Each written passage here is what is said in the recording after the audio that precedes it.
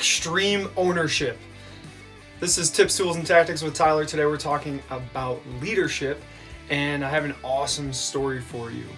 So in 2012, the Loyola Ramblers men's volleyball team is in pre-season practice.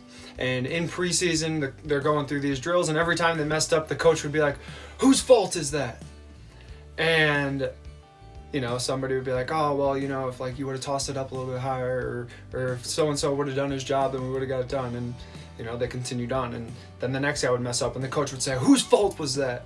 And same thing, they would go ahead and they'd place blame on somebody else. And then, sure enough, they'd mess up the next one, and the coach would say, "Whose fault was that?" And this kept going on for the first day, second day, third day.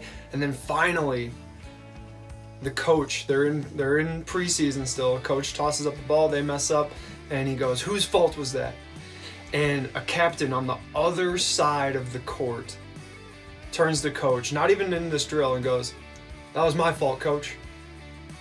And then sure enough, the next guy stood up and took a step forward. He's like, "No, that was my fault, coach." And then the next guy, "No, that was my fault, coach." It's that practice of extreme ownership that if you talk to those guys on that team, that was what made the difference and helped them win a national championship. Not only that, but go back to back in national championships, which is unheard of in sports.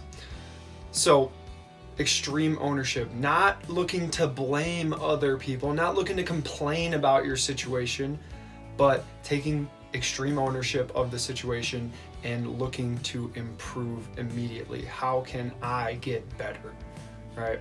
So that's extreme ownership, and it's off of this guy. It's based off of this guy, Jocko Willink. You can look him up on the internet. Extreme ownership, Jocko Willink.